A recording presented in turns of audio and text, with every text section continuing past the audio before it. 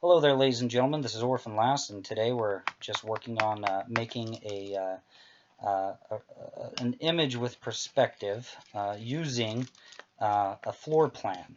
Okay, a really simplistic floor plan. And what we just finished talking about is how to find each and every single point of the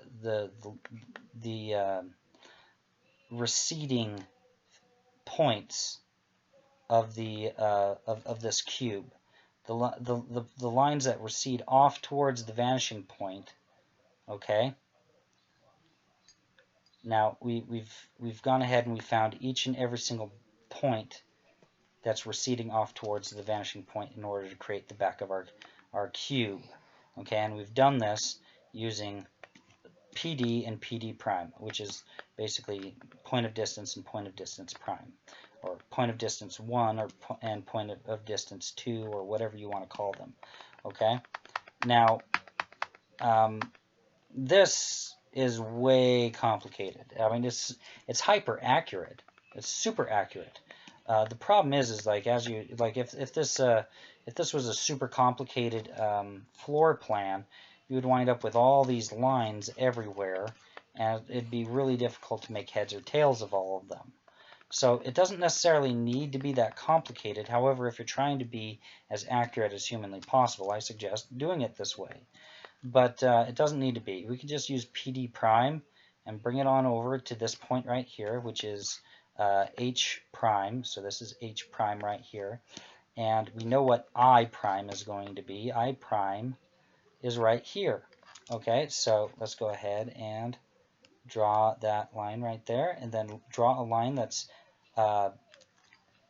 parallel to the top of the picture plane, top and bottom of the picture plane, and then draw a vertical line that's parallel to the sides of the picture plane, and then go ahead and finish it off. This is our cube right here, and that's all we needed. We only needed one line from the point of distance. If we want to be hyper accurate, we can go ahead and use both points of distance and even this point right here in order to find out where the bottom of our receding portion of our cube needs to be. But it doesn't need to be that complicated. Anyways, so this is all fine and good if you want to use a really simplistic sort of floor plan, but let's say you want to do something that's a little bit more complicated than this. Okay, well, you don't necessarily have to use a floor plan where it's always touching the picture plane, and where it's not always touching the ground line either. You don't necessarily need to do that, and let me go ahead and demonstrate that. Okay, we can go ahead and just create a grid right here, and like when you create your floor plan, let's say you want to have a lot of different things going on. Let's say you're creating the interior of a building or something, and you want things to be pretty accurate and such like that. Okay, so basically everything that I described in my first tutorial about perspective, those are the techniques that you're going to be using in order to create your grid. Okay, so yeah, all right. So let me carry on over this midpoint here, and all right, that worked out pretty well. All right, we know where this other point of this grid needs to be, and we can go ahead and do that. We know where this other point of this grid needs to be.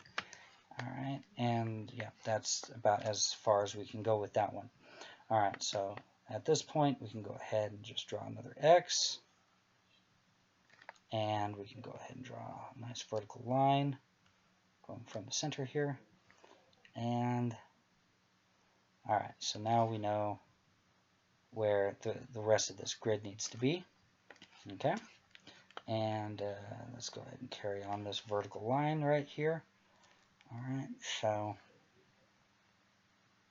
okay, there we have it. Okay, so now we got kind of a grid going on here that works.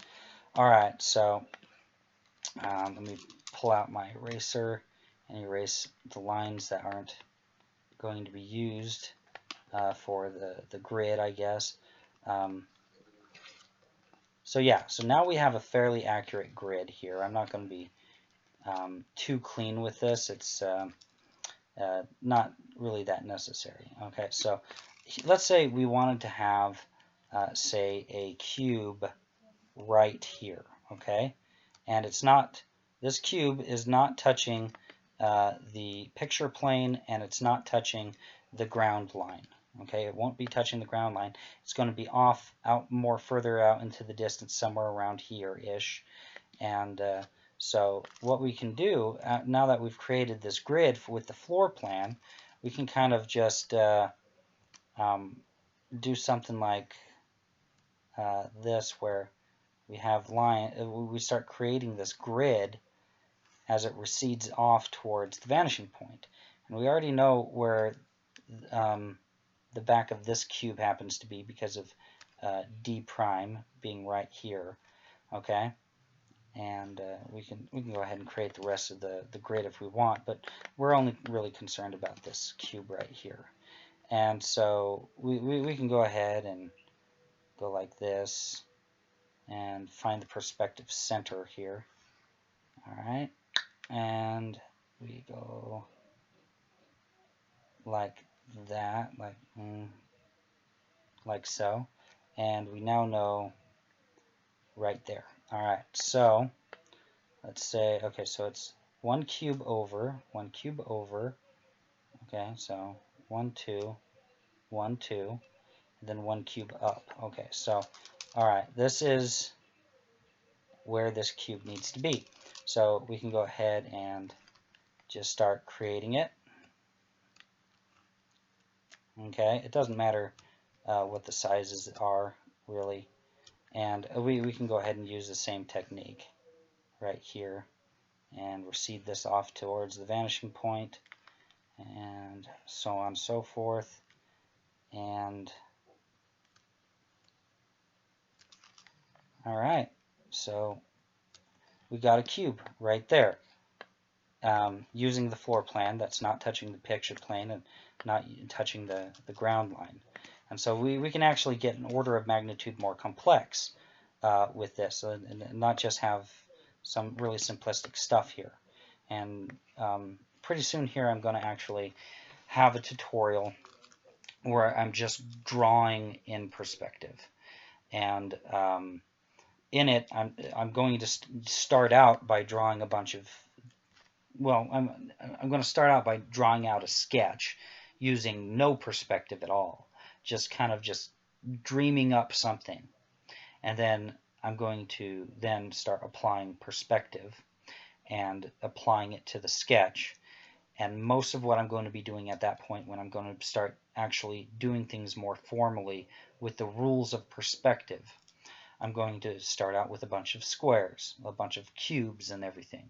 And then I'm going to start kind of forming them into different little grids and stuff like that until I wind up with shapes that kind of can be interpreted into, say, something like a sofa or a bench or a street light or a building and such like that. I'm going to be able to work things out that way. Anyways, that pretty much concludes it for this video. Please like, share, and subscribe. Have a great day.